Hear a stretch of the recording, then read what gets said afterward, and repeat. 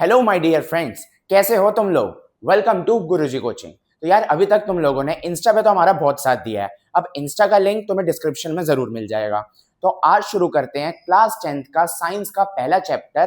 तो like subscribe करना तो बिल्कुल मत भूलना और बेल आइकन प्रेस कर देना ताकि तुम्हें लेटेस्ट नोटिफिकेशन सबसे पहले मिले। तो साइंस का पहला chapter chemical reaction and equation से शुरू करते हैं।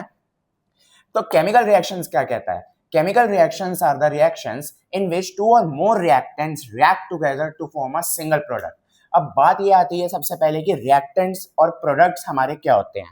तो reactants हमारे वो सब्सटेंस होते हैं जो कि कोई भी एक केमिकल रिएक्शन में लेफ्ट हैंड साइड पे लिखे जाते हैं। फॉर एग्जांपल लेते हुए चलते हैं, Mg plus O2 reacts to form MgO, यानी मैग्नीशियम प्लस ऑक्सीजन मिलके बनता है मैग्नीशियम ऑक्साइड। तो मैग्नीशियम प्लस ऑक्सीजन जो रिएक्शन के लेफ्ट हैंड साइड पे है, इसको हम बोलते हैं रिएक्टेंट्स। डेफिनेशन देख लेते हैं, the substances that take part in chemical reaction, यानी कोई भी ऐसे सब्सटेंसेस जिनकी वजह से हमारी रिएक्शन पॉसिबल हो पा रही है उनको कहते हैं रिएक्टेंट्स। एंड प्रोडक्ट्स की बात करें तो the new substance formed as a result of chemical reaction, जो भी राइट हैंड साइड पे हमारा एक प्रोडक्ट बनता हुआ आ रहा है। रिएक्टेंट्स जब रिएक्ट कर रहे हैं तो जो भी हमारा प्रोडक्ट बन रहा है वो राइट हैंड साइड पे लिखा जाता है। अब बात करें तो एक नेक्स्ट टॉपिक हमारे पास आता है DWS, यानी धुरंधर वाला सवाल, जो कि मोस्ट इंपॉर्टेंट है, एग्जाम में आने की 99% चांस रखता है कि ये जो रिएक्शन है इसमें मैग्नीशियम रिबन, यानी मैग्नीशियम की बात करें तो मैग्नीशियम रिबन को कोई भी रिएक्शन में लगाने से पहले उसको सैंड पेपर से क्लीन करा जाता है। किससे क्लीन करा जाता है? बात करें तो सैंड पेपर से। अब क्वेश्चन ये आता है पेपर में कि इस मैग्नीशियम रिबन को सैंड पेपर से पहले क्लीन क्यों किया जाता है? क्योंकि जैसा हमारे एनवायरनमेंट में इतने ज्यादा डस्ट पार्टिकल्स इंप्योरिटीज प्रेजेंट रहती है तो मैग्नीशियम रिबन जो है वो सही तरीके से बर्न नहीं हो पाता है। तो मैग्नीशियम रिबन सही तरीके से बर्न हो इसलिए उसको सबसे पहले क्लीन किया जाता है बिफोर बर्निंग। और किससे क्लीन करते हैं? सैंड पेपर से। याद रखना, एग्जाम में पक्का देखने को मिलेगा। अब उसके बाद जब इसको बर्न करते हैं तो ये डेजलिंग व्हाइट फ्लेम के साथ बर्न होता है। डेजलिंग व्हाइट फ्लेम मतलब जैसे फॉर एग्जांपल हमारी फुलझड़ी जलती है, फुलझड़ी जैसे जलती है तो चटर पटर आवाज सी आती है, तो ये भी जलता हुआ ऐसी ही आवाजें निकालता है और एकदम व्हाइट कलर में जलता है ये।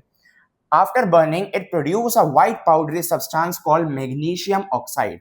जब ये जलता है तो जो प्रोडक्ट हमारा बन रहा है यहाँ पे MgO, उसको बोला जाता है मैग्नीशियम ऑक्साइड। आगे बात करते हुए चलें तो व्हेन कैन वी से chemical reaction has taken place? Another important question कि हम कब कह सकते हैं कि कोई भी केमिकल रिएक्शन हुई है।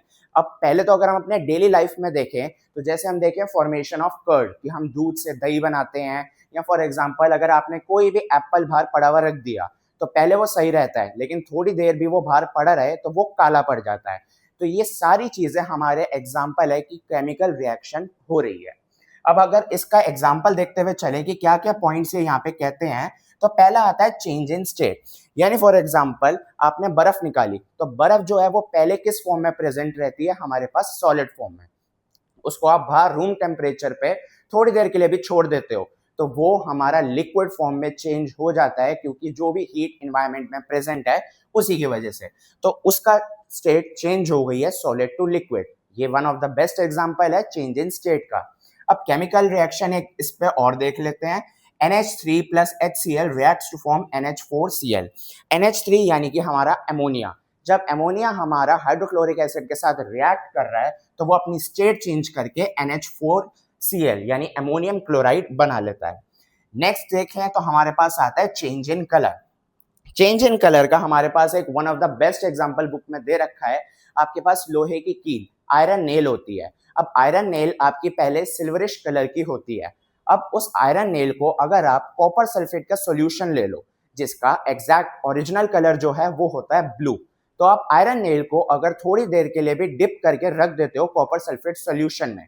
फॉर एग्जांपल हमने 3 आयरन की कील ली, अब हम उसको क्या करेंगे, 2 किलो को हमने थ्रेड से बांध दिया एंड उसको कॉपर सल्फेट सॉल्यूशन में डिप कर दिया एंड एक को हमने अलग से साइड में रख दिया बाद में ऑब्जर्वेशन के लिए।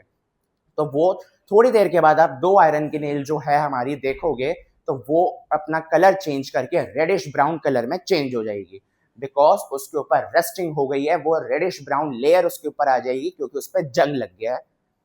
और जो कॉपर सल्फेट का कलर है उसका कलर चेंज हो जाएगा आपका ब्लू से पेल ग्रीन, यानी सड़ा हुआ ग्रीन कलर हो जाएगा। इससे आपको पता चलेगा कि कलर चेंज हो रहा है तो केमिकल रिएक्शन हो रही है। इसकी एक इक्वेशन भी देख लेते हैं। Fe प्लस USO4, Fe यानी हमारा आयरन, CuSO4 हमारा कॉपर सल्फेट का सॉल्यूशन। जब ये रिएक्ट हो रहा है तो बन रहा है हमारे पास FeSO4 प्लस Cu, यानी कि हमारा इसमें FeSO4 आयरन सल्फेट का हमारा सॉल्यूशन बन गया एंड कॉपर हमारा अलग रह गया, उसके ऊपर रेडिश ब्राउन की लेयर आ गई। नेक्स्ट बात करें एवोल्यूशन ऑफ गैस। एक और केमिकल रिएक्शन का एग्जांपल है हमारे पास एवोल्यूशन ऑफ गैस, कि किसी में भी रिएक्शन में हमारी रिएक्शंस जो हैं दो तरीके की यहाँ पे प्रेजेंट रहती है, एंडोथर्मिक एंड एक्सोथर्मिक। इसके बारे में डिटेल में अभी आगे बात करते हैं। मैं आपको एक छोटा सा एग्जांपल दे देता हूँ कि एंडोथर्मिक रिएक्शंस हमारी वो रिएक्शंस होती हैं जिसके अंदर हमारी हीट एब्जॉर्ब हो जाती है, यानी कोई भी ऐसी रिएक्शन जिसमें हीट एब्जॉर्ब हो रही है एंड वो रिएक्शन ठंडी हो जाती है, तो वो होती है endothermic reaction. And whereas exothermic reactions वो रिएक्शंस होती हैं जहाँ पे हीट इवॉल्व हो रही है, यानी हीट रिलीज हो रही है, तो वो रिएक्शन जो है हमारी गर्म हो जाती है।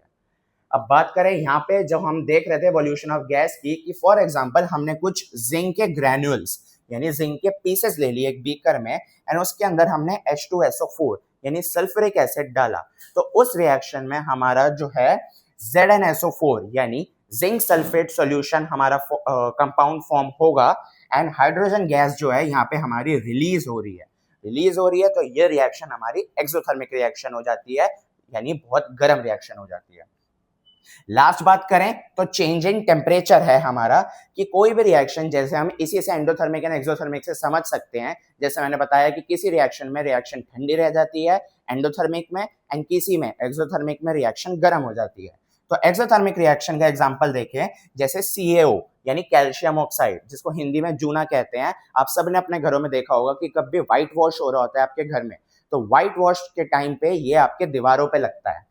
तो कैल्शियम ऑक्साइड को जब पानी में मिलाया जाता है तो वो बनता है हमारा CaOH2 यानी कैल्शियम हाइड्रोक्साइड एंड इस रिएक्शन में हीट बहुत ज्यादा रिलीज होती है, तो ये रिएक्शन हमारी एक्सोथर्मिक रिएक्शन का एग्जांपल हो जाता है।